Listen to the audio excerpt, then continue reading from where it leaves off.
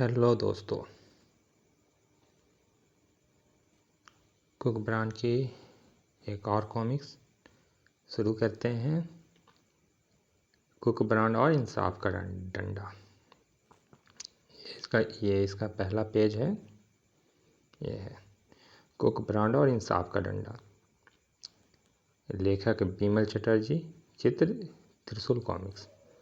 मनोज चित्रकथा के पिछले अंक कब्रिस्तान के भूत में आप पढ़ चुके हैं कि शहर में डाकू गोबर सिंह का आतंक छाया हुआ था और पुलिस उसे पकड़ने में हर तरीके से नाकाम रही थी। हार कर पुलिस विभाग ने डाकू गोबर सिंह के सर पर 50,000 का इनाम घोषित करना पड़ा। इस इनाम की भनक मिलते ही अपने जाने माने सबसे अजीबोगरीब जासूस कुक ब्रांड अपने चेले मोटू के साथ एक्शन में आ गया और दोनों हाथों में से जूते झाड़कर गोबर सिंह और उसके साथियों के पीछे पड़ गया। चक्कर पे चक्कर खाता और दिमाग के घोड़े दौड़ाता संयोग से वह शहर के बाहर बने पुराने कब्रिस्तान में पहुंच गया, जहां के बारे में मशहूर था कि वहां भूत बसते हैं। वहां पहुंचते ही वास्तव में उनका सामना जीते जागते भूत से हुआ। फलस्वरूप कुक ब्रांड और उसके चेले मोटू को अपनी लंगोटी थामकर भागना पड़ा, परंतु कुक ब्रांड ने हार नहीं मानी और दूसरी बार अपने चेले कुत्ते मनमोजी के साथ कब्रिस्तान की खाक छानी। इस बार मनमोजी ने फिर पिछले केस की तरह उसका साथ दिया और कुक ब्रांड को एक महत्वपूर्ण सूत्र जुटा दिए। वह सूत्र एक लिबास था जिस पर रेडियम से एक कंकाल का खाका बना था और वह लिबास पहनने वाला सचमुच का भूत लगता था। उस लिबास को हाथ में आते ही कुक ब्रांड उसी रात मोटू और मनमोजी के साथ पुनर्कब्रिस्तान में जा धमका। आगे क्या होता है यह प्रस्तुत चित्रकथा पढ़ें। मोटू कब्रिस्तान का पुराना द्वार धीरे से खोलकर मनमोजी के साथ भीतर प्रविष्ट होता है। प्यारे मनमोजी, तुम उस तरफ देखो, मैं इस तरफ देखता हूँ। गुर। वाह, कितना समझदार है। एक ही बार में मेरा अभिप्राय समझ गया, लेकिन मैं भी इससे कम समझदार नहीं। आखिर हैं तो हम दोनों बॉन्ड भैया के चेले। उसके बाद मोटू कब्रिस्तान में भूतों की तलाश में एक एक कब्र का चक्कर लगाने लगा, लेकिन वह इस बात से बिल्कुल बेखबर था कि एक भूत की दृष्टि उस पर पड़ चुकी थी। ये साला छोकरा रात के समय यहाँ कहाँ से आ गया और क्या कर रहा है ये? खैर, अभी लेता हूँ इसकी खबर। और हु हा मनुष्य, मज़ा आ जाएगा आज की दावत का। ओह, आ गया, लेकिन यह आया कहाँ से? और यदि यह सचमुच का ही भूत हुआ तो?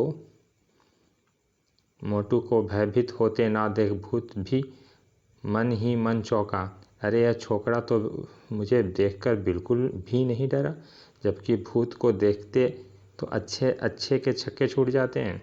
अगले ही पल, ए छोकरे, यदि तुझे अपनी जान प्यारी है तो तुरंत यहाँ से भाग जा। ना जाने क्यों मुझे तुझ पर दया आ रही है, लेकिन महाराज, आप हैं कौन और महक ही मुझ बच्चे को क्यों डरा धमका रहे हैं? आए, क्या तू मुझे नहीं जानता? अरे मूर्ख मोटे, मैं भूत हूँ, भूत, और यह कब्रिस्तान हम भूतों का घर है। चल भाग यहाँ से, वरना मेरे हाथों बेमौत मारा जाएगा। उफ, हाथ है या हथौड़ा? जल्दी भाग वरना। अरे ठहरो भूत महाराज, मुझे अपने जूते तो उतारने दीजिए। जूते पहने हो तो पूरी ताकत से नहीं भागा जा सकता। तो जल्दी उतार अपने जूते और सिर पर पैर रखकर भाग ले। ध्यान रखना फिर कभी इधर का रुख मत करना। अजी, बिल्कुल नहीं करूँगा महाराज, कहकर मोटू ने झट जूते उतार कर दोनों हाथों में ले लिए।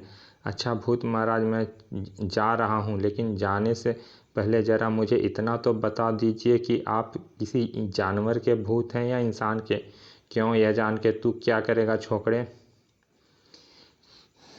यदि तुम किसी जानवर के भूत हुए तो मैं तुम्हारे खबर डंडे से लूँगा, और यदि इंसान के भूत हुए तो इन जूतों से तुम्हारी चांद गंजी करूँगा, ताकि तुम्हारी साथ कुश्ते भी गंजी ही पैदा हो और हम जासूसों से डरें।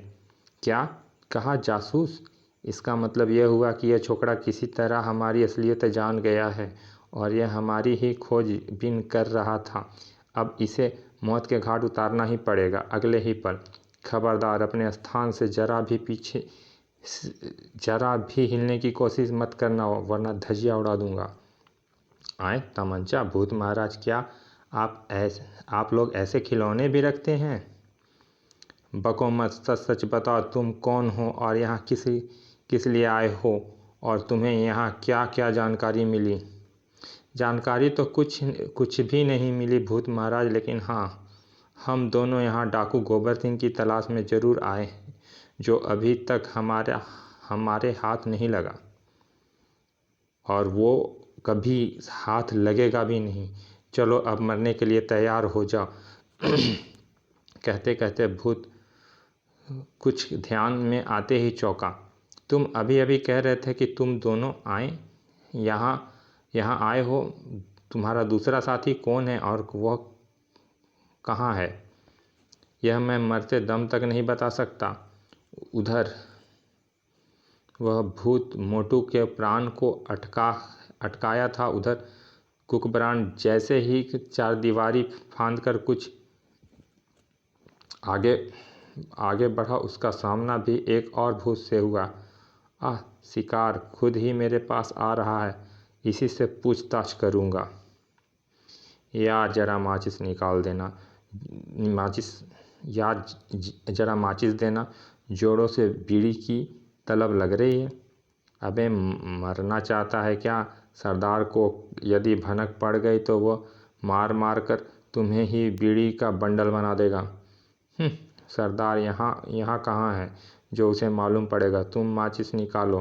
ना बाबा ना, मैं सरदार के हुक्म की अवहेलना नहीं कर सकता। भलाई इसी में है कि तुम भी बीड़ी की तलब छोड़ दो और गश्त लगाओ। कुकबरान भूत की बात मानने पर मजबूर हो गया। तो चलो भाई, मैं तुम्हारे साथ ही गश्त लगाता हूँ। कम से कम बातें तो मन तो बहल जाएगा। ठीक है, चलो दोनों एक तरफ बढ़ चलें।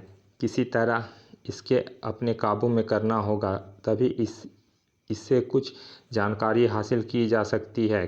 खैर, मौका देखकर इसके होश गायब करूँगा। अभी तो चुपचाप इसके साथ चलना ही बेहतर होगा। शीघ्र ही उनकी दृष्टि मोटू और उसके कवर किए हुए दूसरे भूत पर पड़ी। अरे यह छोकरा कहाँ से भीतर आ गया? ओह, वह मोटू को गोली मारने जा रहा है। मुझे जल्दी ही कुछ करना होगा, वरना वह मारा जाएगा। ओह, उसकी खबर लेते हैं, चलो। मैं कहता हूँ अब भी वक्त है। सब कुछ सच सच बता दो। तुम्हारा साथी कौन है और वह कहाँ है? मैं यहाँ हूँ प्यारे, और यह लो मेरे प्यारे का तोहफा। ओह, वह लोहे की गेंद कुकबरान के हाथ से निकली और स्प्रिंग के तार के साथ जुड़े होने के कारण रिवॉल्वर वाले भूत की कनपट्टी से टकराकर वापस उसके हाथ में आ गई थी। जबकि गेंद की एक ही चोट से रिवॉल्वर वाला कंकाल बेहोश होकर धरती पर लुढ़क गया था। यह तुमने क्या किया मूर्ख? अपने ही साथी को बेहोश कर दिया। मजबूरी थी दोस्त, अपने साथी मोटू को बचाने के लिए ऐसा करना जरूरी था। कुकबरान की आवाज़ पहचानकर मोटू का चेहरा प्रसन्नता से खिल उठा। ओह कुकबरान भैया, ओह यह तो मेरे साथी के वेश में कोई दुश्मन है। अगले पल, खबरदार, तुम अपनी जगह से बिल्कुल भी नहीं हिलोगे, वरना गोली तुम्हारे भीतर होगी और दम बाहर। तभी बिल्कुल अप्रत्याशित रूप से कुकबरान ने हाथों में थमी लोहे की गेंद उसके हाथों से निकली और लेकिन उससे पहले तुम राम का नाम लो। उफ, वे मारा। ये दोनों तो खुदागंज रवाना हो गए लगता है। नहीं, मैंने इतनी जोर से चोट नहीं की है कि ये मर जाएं, केवल बेहोश हुए हैं। होश में आने पर हम इनसे अपने मतलब की बातें पूछेंगे। बॉन्ड भैया, यह तुमने कैसा शस्त्र इजाद किया है? इसके बारे में तो तुमने मुझे कुछ बताया ही नहीं। मोटू भाई, नहीं बताया तो इतने परेशान क्यों हो रहे हो? अब बताए देता हूँ, सुनो। यह शुद्ध स्टील की बनी मेरी मास्टर गेंद है। इसके साथ जो स्प्रिंग जुड़ा है, यह ठीक इसी प्रकार इस गेंद को वापस मेरे हाथों में पहुंचा देता है जैसे बच्चे पानी के भरे गुब्बारों से खेलते हैं। वाह कुकब्रांड भैया, वास्तव में तुम्हारे दिमाग की दाद देनी पड़ेगी। क्या शस्त्र बनाया है! यह चोट करती है लेकिन आवाज़ नहीं करती। बस बस, फालतू बातें में समय ना गंवाओ। उन्हें उठाओ और बाहर ले चलो। किसी सुरक्षित स्थान पर ले जाकर हम इनके होश में लाएंगे और पूछताछ करेंगे कि यहाँ कभी भी कोई और भूत आ सकते हैं। ठीक है, चलो। एक की टांग तुम खींचो, दूसरे की मैं खींचता हूँ। और दोनों एक एक भूत की टांग पकड़कर घसीटते हुए कब्रिस्तान से बाहर की ओर चल पड़े। कमबख्त बहुत भारी है, लेकिन तुमसे ज़्यादा भारी नहीं। पिछली बार मैं खुद तजुर्बा कर चुका हूँ। कब्रिस्तान के बाहर एक सुरक्षित स्थान पर पहुंचकर कुकबरान ने दोनों व्यक्तियों के चेहरे से खोपड़ी नुमा टोप हटा दिया। लेकिन बॉन्ड भैया, अब हम इन्हें होश में कैसे ला पाएंगे? पानी तो आसपास नहीं है। पानी की कोई ज़रूरत नहीं। होश की दवा मैं पहले से ही साथ लेते आया हूँ। यह देखो, इस शीशी में ऐसी गैस है जो पलक झपकते ही इन्हें होश में ला देगी। लेकिन तुम रिवॉल्वर निकालकर तैयार खड़े हो जाओ। बॉन्ड भैया, लगता है आजकल तुम जादुई पिटारा अपने साथ रखते हो। खैर, अब तुम जल्दी से इस शीशी का कमाल दिखा तो देखो। फिर मोटू ने जेब से रिवॉल्वर निकाल लिया और कुकबरान बारी बारी से दोनों व्यक्तियों को शीशी से ढक्कन हटाकर उसमें भरी गंध सूंघाने लगा। पलक झपकते ही दोनों होश में आ गए। क्यों भाइयों, अब कैसी तबीयत है तुम्हारी? ओ, हम लोग कहाँ हैं? फ़िलहाल तो तुम दोनों सही सलामत धरती पर हो, लेकिन यदि तुमने हमारे प्रश्नों का ठीक ठीक उत्तर नहीं दिया तो जहन्नुम में भी जा सकते हो। ओह, बताओ, कब्रिस्तान में तुम्हारा अड्डा कहाँ है और तुम्हारा सरदार गोबर सिंह कहाँ झक मारने गया है? नहीं, हम तुम्हें कुछ नहीं बताएंगे। कहने के साथ ही दोनों ने गजब की फुर्ती के साथ अपनी जेब से कोई वस्तु निकालकर अपने मुंह में डाल ली। मैं कहता हूँ रुक जाओ, वरना ओह, शायद जहर खा रहा है। लेकिन कुकबरान और मोटू को उन्हें रोकने में काफ़ी देर हो चुकी थी। पता नहीं उन्होंने ऐसी क्या वस्तु खाई कि उनके मुंह से झाग निकलने लगा। देखते ही देखते ज़मीन पर लंबलेट हो गए। ओह, दोनों मर चुके हैं। अब अफसोस कि हम इनकी तलाशी लेना भूल गए, वरना ऐसी नौबत नहीं आती। खैर, तुम इनमें से एक के कपड़े पहन लो। कब्रिस्तान में चलकर हम फिर किसी नए भूत की खोज करेंगे या उनका गुप्त अड्डा खोजने की कोशिश करेंगे। ठीक है। मोटू ने अपने साइज के आदमी का कंकाल वाला कपड़ा निकाल कर पहन लिया, जो उसके शरीर पर बिल्कुल फिट बैठा, और वो भी एक कंकाल दिखाई देने लगा। चलो, लेकिन इनकी लाशों का क्या होगा? मौका देखकर पुलिस को फ़ोन कर देंगे। दोनों कब्रिस्तान में पहुंचकर फिर डाकू गोबर सिंह की गुप्त अड्डे की खोज करने लगे। तुम उस तरफ देखो, मैं दूसरी तरफ देखता हूँ। ठीक है।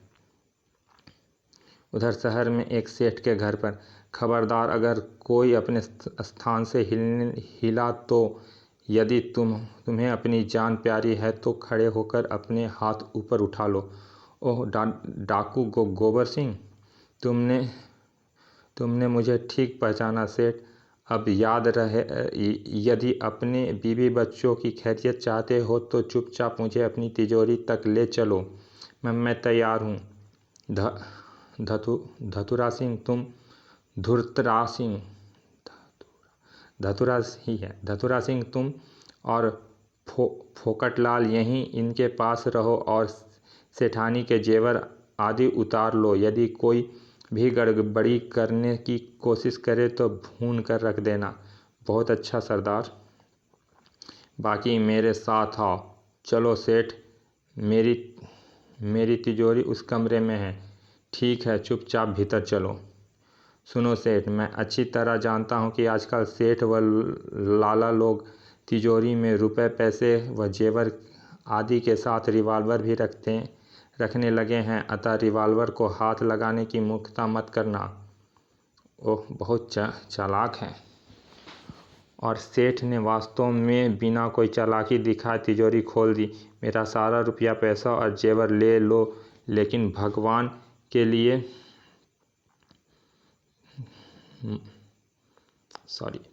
मेरा सारा रुपया, पैसा और जेवर ले लो, लेकिन भगवान के लिए जाते समय हमें मौत के घाट मत उतारना। तुम पहले आदमी हो कि जो चुपचाप हमारे आदेश का पालन किया है और कोई चालाकी भी नहीं की, इसीलिए मैं तुम्हें शराफत बरतूंगा। चलो साथियों, जल्दी से सारा माल समेट लो और निकल चलो। आज के लिए इतना ही काफ़ी है। उसके साथी तुरंत तिजोरी का माल एक थैले में भरने लगे। सेठ, अपने हाथों से सारी अंगूठियां और गले में पड़ी चेन भी उतार कर थैले में डाल दो। जल्दी करो, वरना नहीं, गोली मत चलाना, मैं अभी उतार देता हूँ। सेठ ने झटपट उंगलियों और चैन उतार कर थैले में डाल दी। जल्दी करो सूरों, बस सरदार निपट गया। पूरी तिजोरी साफ करने के पश्चात वे सब सेठ के साथ उसी कमरे में पहुँचे जहाँ सेठ की बीवी बच्चे एकत्रित थे। सुनो सेठ, हम तुम्हें सबको जिंदा छोड़े जा रहे हैं, लेकिन खबरदार पुलिस को खबर करने की मूर्खता मत करना, वरना पुलिस को हम तक पहुंचने से पहले ही तुम सब दूसरी दुनिया में पहुंच चुके होगे। नहीं, हम पुलिस को खबर नहीं करेंगे। चलो साथियों। बाहर निकलकर गोबर सिंह उसके साथी एक बंद वैन में सवार हुए। वैन पुराने कब्रिस्तान की ओर दौड़ पड़ी। उधर गोबर सिंह और उसके साथी को वहां से जाते ही सेठ तेजी से फ़ोन पर निकटीय पुलिस स्टेशन का नंबर डायल करने लगा था। सेठ का बंगला किशनगंज इलाके में आता था और उस इलाके के पुलिस स्टेशन का इंचार्ज थानेदार पटाका सिंह था। कुकबरान का पिता हवलदार धमाका सिंह भी उसी स्टेशन पर नियुक्त था और पटाका सिंह का मतहान था। वारी किस्मत, कल तक जो मेरा कुलीग था आज वही मेरा अफसर बना बैठा है, और अफसोस कि यह सब मेरे ही कपूत अनोखे लाल जासूस की दुम कुकबरान के कारण हुआ। भगवान जाने मुझे कब तरक्की मिलेगी और कब मैं इस पटाका सिंह के बच्चे को नीचा दिखा सकूंगा। अचानक टेलीफोन की घंटी बजी। टिन टिन बज गई घंटी। अब जरूर परेड करनी पड़ेगी। भगवान करे फ़ोन किसी केस के सिलसिले में ना हो। इतनी रात गए किस पर मुसीबत आई। Hello, inspector Pataka Singh speaking from Kishanganj police station. Inspector साहब, जल्दी से डाकू गोबर सिंह को पकड़िए, वो मेरा सब कुछ लूट कर ले गया। क्या कहा? डाकू गोबर सिंह? आप कहाँ से बोल रहे हैं और डाकू गोबर सिंह किस तरफ गया है? अरे बाप रे गोबर सिंह, लगता है अब हमें उसके चक्कर में हलाल होना पड़ेगा। मैं सेंट रोड बंगला नंबर E32 से सेठ धनी राम बोल रहा हूँ, लेकिन मैं यह बताने में असमर्थ हूँ कि वो हमें लूटकर किधर फरार हुआ है। परंतु हाँ, मुझे इस बात का पूरा विश्वास है कि वो अभी शहर से बाहर नहीं निकल पाया होगा। ठीक है, मैं शहर की तमाम पुलिस चौकियों को खबर किए देता हूँ। आप निश्चिंत रहिए, इस बार हमारी पकड़ से वह बच नहीं पाएगा। संधि विच्छेद करने के बाद पटाका सिंह ने जल्दी कई पुलिस स्टेशन के नंबर मिलाए और उन्हें गोबर सिंह के बारे में आगाह कराने के बाद रिसीवर केडिल पर रखता हुआ धमाका सिंह से कहा, हवलदार, जल्दी से सिपाहियों को तैयार होने का हुक्म दो। डाकू गोबर सिंह ने आज फिर एक सेठ को लूट लिया है। हमें इस समय उसकी खोज में खाना होना है। Yes sir. उधर हवलदार धमाका सिंह तुरंत कमरे से बाहर निकल गया। जब से थानेदार बना है, कमबख्त ने मेरी मिट्टी खराब करके रख दी है। वह मुझे हवलदार कहता है और मुझे उसे सर कहना पड़ता है। कुछ ही देर बाद किशनगंज पुलिस स्टेशन से सिपाहियों से भरी 2 जीप निकल तीव्र गति से एक तरफ दौड़ पड़ी। हे प्रभु, रक्षा करना। गोबर सिंह जैसे खतरनाक खूंखार डाकू से आमना सामना ना ही हो तो अच्छा है।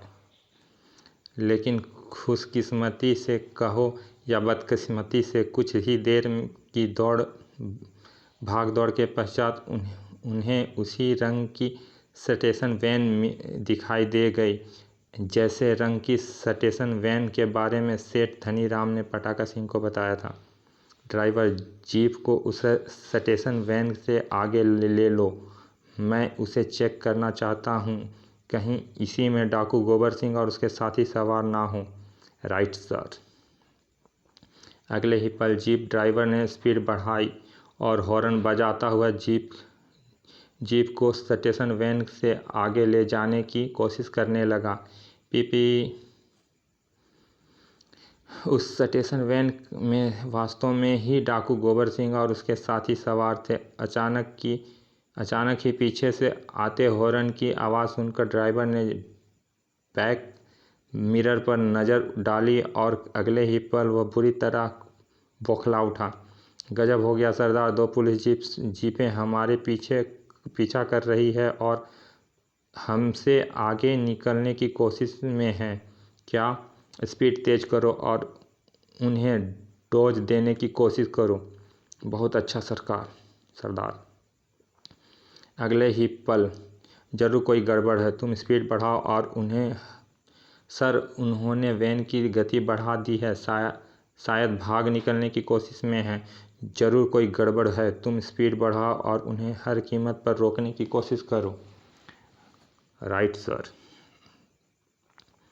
लेकिन जब काफ़ी कोशिश करने के बावजूद भी पुलिस जीप का ड्राइवर डाकू गोबर सिंह की स्टेशन वैन से आगे निकल पाने में सफल नहीं हो सका तो पटाका सिंह ने उसके टायर पर फायरिंग करनी शुरू कर दी। धाएं धाएं। सरदार, यदि वे टायर पंचर करने में सफल हो गए तो हम सबकी सारी ज़िंदगी या तो जेल में कटेगी या फिर हमारी गर्दन फांसी के फंदे में झूल रही होगी। ठहरो, मैं अभी उनकी अकल दुरुस्त किए देता हूँ। मेरा निशाना आज तक नहीं चूका। अगले ही पल ढाएं ढाएं। चलिए दोस्तों, ये पहला भाग यहाँ समाप्त करते हैं। दूसरा भाग अभी शुरू करते हैं। पहला भाग यहाँ समाप्त करते हैं।